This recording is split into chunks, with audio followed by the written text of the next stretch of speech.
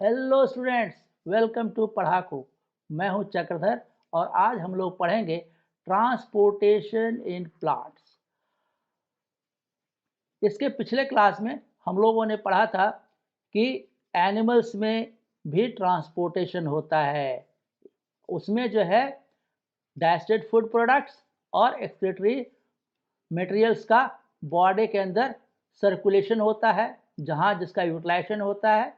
जैसे food different parts of the body पहुँचते हैं, वहाँ यूटिलाइज होता है और एक्सक्रीटरी प्रोडक्ट्स फिर ब्लड में मिल करके एक्सक्रीटरी ऑर्गन से होते हुए शरीर से बाहर निकल जाता है। उसी तरह से बच्चों, प्लांट्स में भी ट्रांसपोर्टेशन होता है।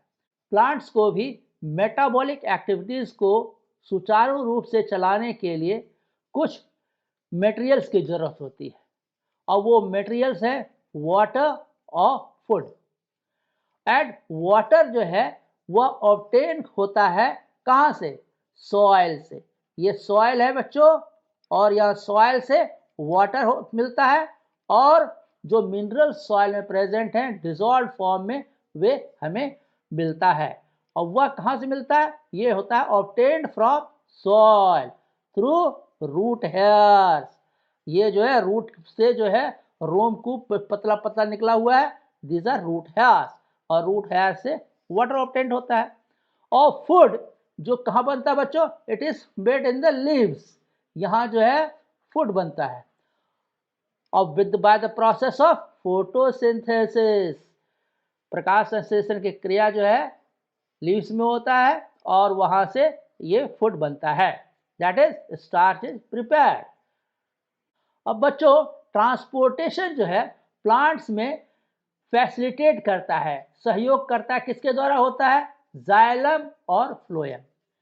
दो मैकेनिकल टिश्यूज हैं, वैस्कुलर टिश्यूज हैं, प्लांट्स में पाए जाते हैं। ये हैं जाइलम और फ्लोएम, याद रखना। ये दोनों टिश्यूज के द्वारा प्लांट्स में ट्रांसपोर्टेशन का प्रोसेस होता है। यानी जाइलम और फ्लोएम जो है ये क्या है? वैस्कुलर टिश्यूज, यानी वेसल्स है, ट्यूब लाइक टिश्यूज है। ठीक है, ट्यूबुलर टिश्यूज जाइलम और फ्लोएम वैस्कुलर टिश्यूज हैं, ट्यूबुलर टिश्यूज हैं, जिसके द्वारा conduction of water and minerals होता है और क्या? फूड का ट्रांसपोर्टेशन होता है। ठीक है, अब देखो, ये जो है जाइलम एंड फ्लोएम क्या है? Tubular cells. और ये ट्यूबुलर सेल्स क्या होता है? Found in groups. ये अकेला नहीं रहता है, ग्रुप्स में पाया जाता है और उस ग्रुप्स को कहा जाता है group of tubular cells are called vascular bundles. ठीक है, अब हम लोग देखेंगे function of vascular tissues. Vascular tissue हम लोगों ने अभी पढ़ा कि दो प्रकार का होता है, जाइलम और फ्लोएम। तो हम लोग जाने जाइलम के बारे में। जाइलम क्या करता है बच्चों? It transports water and dissolved materials absorbed by the roots from the soil. Soil से वाटर लेता है और मिनरल्स जो कि डिसॉल्व फॉर्म में रहता है, ये अवशोषित होता है, एब्जॉर्ब हो जाता है। और यह किसके द्वारा होता है? जाइलम के द्वारा। ध्यान रखना, जाइलम के द्वारा ये ट्रांसपोर्ट होता है। और फिर है occurrence of upward movement of water. Water और मिनरल्स का अपवर्ड मूवमेंट जो है इसको कहते हैं क्या? Ascent of sap. और ये कहां से कहां जाता है? Roots to the aerial parts of the plant. यहां से रूट से चलता है और ऊपर की ओर जाता है। तो ये क्या हुआ? Ascent of sap. ठीक है, अब देखो, दूसरा है vascular tissue, that is called phloem. यह फ्लोएम जो है ये क्या करता है? ये transports food from leaves to other parts of plant. Food जो बनता है कहाँ बनता है बच्चों? प्लांट्स में, लीव्स के अंतर्गत। लीव्स में फूड बनेगा, यानी upper part of the plant, यहां पर क्या बनेगा? फूड। ठीक है, एंड फूड इज लीव से बनेगा और फूड की जरूरत सब प्लांट्स के प्रत्येक भाग को है, whether it is the stem और द ब्रांचेस और द रूट, सब को जरूरत है। तो क्या होगा, food is transported from the leaves to the different parts of the body, यानी कि यह स्टेम को भी चाहिए, रूट को भी चाहिए, रूट हेयर्स को भी चाहिए, सबको चाहिए। और इस प्रोसेस को, that is transport of food from leaves to the other parts, इस प्रोसेस को कहते हैं ट्रांसलोकेशन। समझ गए बच्चों? यानी कि दो प्रकार का फंक्शन होता है, एक होता है एसेंट ऑफ सैप, यानी वाटर एंड मिनरल्स प्लांट्स के शरीर में जाता है, और दूसरा है ट्रांसलोकेशन, यानी फूड जो बना है पूरे body parts of the plant distribute होता है। ये डिस्ट्रीब्यूशन कौन करता है? फ्लोएम, और वाटर और मिनरल्स का जाइलम। ठीक है बच्चों, अब इसको हम थोड़ा विस्तार से पढ़ेंगे। Process of accent of SAP, यानी वाटर और मिनरल्स जो डिसॉल्व फॉर्म में हैं वे किस प्रकार से ट्रांसपोर्ट होते हैं। ठीक है, अब देखो ये जो है हम लोगों ने भी पढ़ा कि transport of water and minerals, dissolve minerals जो है उसको कहते हैं ascent of sap, that is from roots to the aerial part ये जाता है। ठीक है, ये जाता है जाइलम के द्वारा, ध्यान देना बच्चों। ठीक है, और जाइलम में किस प्रकार के सेल्स पाए जाते हैं? किस प्रकार के सेल्स पाए जाते हैं? मोस्टली डेड सेल्स, सब मरा हुआ है। ठीक है, लिविंग सेल नहीं है। Xylem is mostly composed of dead cells. ठीक, अब देखो जाइलम में क्या क्या पाया जाता है। पहला है tracheids and vessels, xylem parenchyma और जाइलम फाइबर। ठीक है बच्चों, अब इस tracheids, vessels, xylem parenchyma, xylem fibre को हम विस्तार से थोड़ा सा पढ़ेंगे किस तरह का। अब देखो ट्रैकिड्स और वेसल्स जो हैं ये कैसा है? ट्यूबुलर स्ट्रक्चर है। देखो ये दीज आर ट्रैकिड्स, ठीक है, और दीज आर वेसल्स। ठीक है, ट्रैकिड्स क्या है? कोनिकल स्ट्रक्चर है। देखो ये ऊपर में जो है कोन जैसा नुकीला है, नीचे भी नुकीला है, ये है ट्रैकिड्स। और वेसल्स क्या है? ये पाइप नुमा रचना है। ठीक है, ऊपर भी ऐसे गोल जैसा खुला हुआ है, नीचे भी खुला हुआ है। ठीक है, और दीज आर कॉल्ड वेसल्स। अब बच्चों ये ट्रैकिड्स जो है पाया जाता है ऑल वैस्कुलर प्लांट्स, जितने भी वैस्कुलर प्लांट्स हैं जिसमें कि फाइबर्स पाया जाता है स्टेम में, उसमें जो है ट्रैकिड्स पाया जाता है, यानी each and every plant will have tracheids. ठीक है, अब दूसरा है वेसल्स जो है ये फ्लावरिंग प्लांट्स में ही पाया जाता है। ठीक है, जिससे फूल निकलता है। अब देखो ये जो है tracheids and vessels conducts water and dissolved minerals vertically, ऊपर ले जाता है, यानी water and dissolved materials will flow from downwards to upwards. ठीक है, vertically, and it is a non living conducting tissue. तो हम लोगों ने पहले पढ़ लिया था, यानी कि इसके अंदर प्रोटोप्लाज्म नहीं रहता है। ठीक है, न्यूक्लियस खोजोगे तो नहीं मिलेगा, प्रोटोप्लाज्म नहीं मिलेगा, साइटोप्लाज्म नहीं मिलेगा। ठीक, अब दूसरा तरह का टिश्यू है that is called xylem parenchyma. अब बच्चों यहां जानते हो पैरेन्काइमा क्या होता है? लिविंग सेल्स है। देखो सेल्स है, न्यूक्लियस है और साइटोप्लाज्म है, और यह जो है इसके वैस्कुलर टिश्यू के बगल में रहता है। ठीक है, ट्रैकिड्स एंड वेसल्स के बगल में कहीं कहीं पाया जाता है, और इसका एक ही फंक्शन है, stores food. Next is xylem fibre. अब यह देखो बच्चों जाइलम फाइबर क्या है? इसमें देखो कहीं दिखाई पड़ता है कुछ भी? साइटोप्लाज्म, प्रोटोप्लाज्म, कुछ भी, न्यूक्लियस कुछ नहीं। दैट इज ये एकदम प्योर सॉलिड है। ठीक है, ठोस है ये ओनली, और फंक्शन होगा it provide support. Xylem fibre जो है प्लांट को मैकेनिकल स्ट्रेंथ देता है। ठीक है, मैकेनिकल टिश्यू है, मैकेनिकल स्ट्रेंथ। ये जो है प्रोवाइड करता है। अब हम लोग बच्चों देखेंगे कि प्लांट्स में एसेंट ऑफ सैप किस प्रकार से होता है। अब देखो, प्लांट्स जो है कहाँ पाए जाते हैं? सॉइल पर, ठीक है। और सॉइल में रूट्स रहते हैं। ये देखो सॉइल यहाँ पर है, ठीक है, ये रहा सॉइल, ठीक है। अब ये सॉइल के अंतर्गत सभी रूट्स पाए जाएंगे, रूट हेयर्स पाए जाएंगे, ठीक है ना।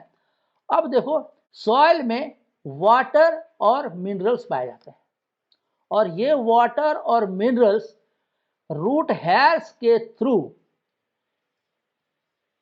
ये प्लांट के अंदर पहुंचते हैं। और ये प्रोसेस कौन सा होता है? By process of diffusion and osmosis इंटर्स into the plant body, ठीक है। अब देखो बच्चों, और फिर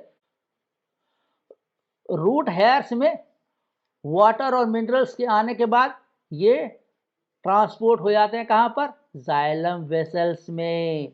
कहाँ पर? रूट के। रूट में जो जाइलम वेसल्स है उसमें ये वाटर और डिजॉल्व मिनरल्स पहुंच जाते हैं, और फिर यही जाइलम वेसल फिर कंटिन्यू कर जाता है स्टेम में। तो ये कहाँ पहुंच जाएगा? स्टेम में पहुंच जाएगा थ्रू जाइलम। और हम लोग देख रहे हैं जाइलम कैसा था? कंडक्टिंग टिश्यू था, ये ट्यूबुलर स्ट्रक्चर था। इसमें से गया गया गया यहाँ से यहाँ पहुंच गया, और फिर जाइलम ऑफ स्टेम से जो है यह लीफ वेन से पहुंच जाएगा। यानी वाटर एंड मिनरल्स जो कि सॉइल से एब्जॉर्ब होते हैं रूट हेयर्स के द्वारा, ये जाइलम होते हुए यह लीफ वेन से पहुंच जाते हैं, और लीफ वेन से फिर यह डिफ्यूज होकर के लीफ के सेल से पहुंचते हैं, जहां क्लोरोप्लास्ट होता है वहां फोटोसिंथेसिस होता है, ठीक है बच्चों। अब देखो, हम लोगों ने दो प्रोसेस पढ़ा, डिफ्यूजन और ऑस्मोसिस। अब ये बच्चों, ये डिफ्यूजन क्या है, ऑस्मोसिस क्या है? ध्यान देना बच्चों। डिफ्यूजन, तो बच्चों डिफ्यूजन क्या है? Movement of particles from region of higher concentration towards lower concentration. अब देखो ये कहाँ होगा बच्चों? कहता है पार्टिकल्स, तो क्या होगा? ये मिनरल्स है, डिजॉल्व मिनरल्स है, या पानी में घुल गया। ये यहाँ पर बाहर जहाँ पर मिनरल्स होगा वहाँ पर क्या होगा? कंसंट्रेशन ज़्यादा होगा, और जहाँ कंसंट्रेशन कम होगा वहाँ पर क्या होगा? ये मूवमेंट करेगा, ये मिनरल्स यहाँ आएगा, और जब यहाँ आएगा तो क्या होगा? ये बाहर है, तो यहाँ से सॉइल से इसके अंदर, रूट के अंदर जो जाएगा वो प्रोसेस होगा ऑस्मोसिस का, ठीक है। अब ये ऑस्मोसिस क्या होता है बच्चों? ये है movement of water from the region of lower concentration to higher concentration.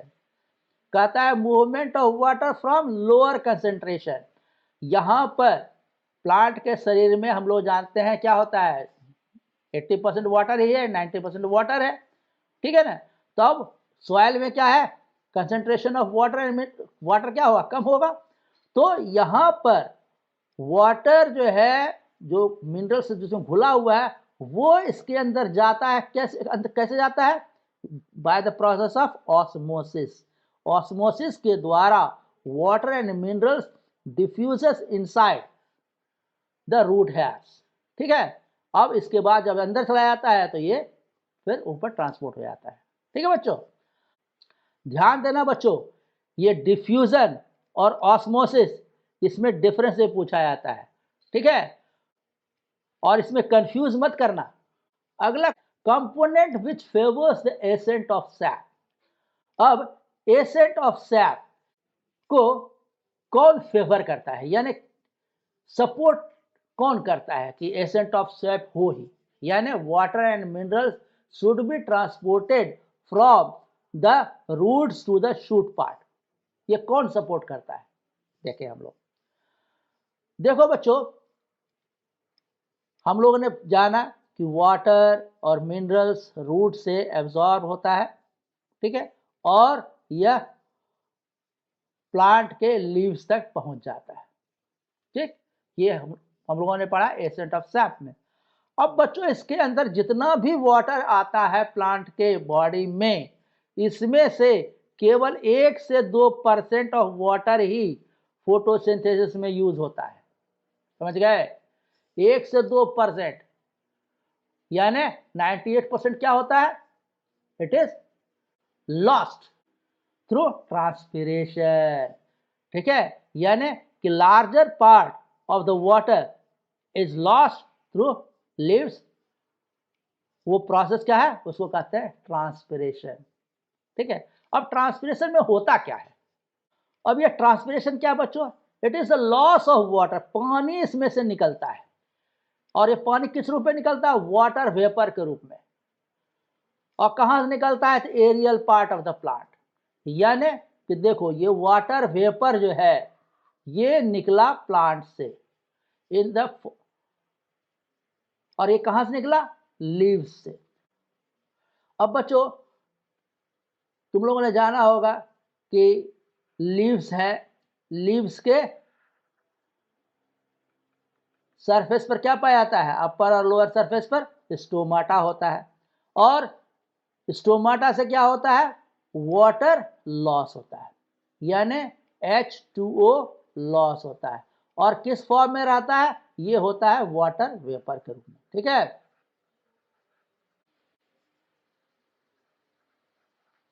evaporation of water molecules from the cells of the leaf creates a suction force which pulls water from the xylem cells of the root। अब देखो बच्चों, जब लगातार धूप, sunlight हो रहा है, sunlight ऊपर से है,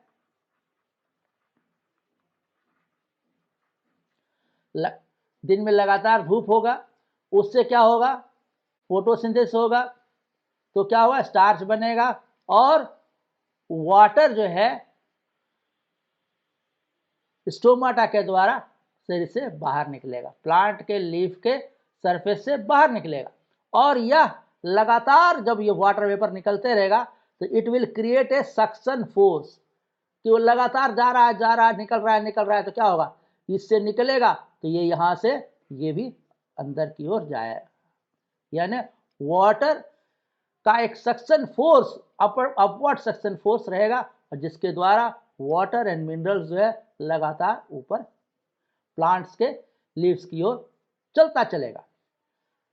ठीक है, इस तरह से वाटर रूट्स से स्टेम होते हुए, ब्रांचेस होते हुए लीव्स तक लगातार आवाज गति से चलता रहेगा।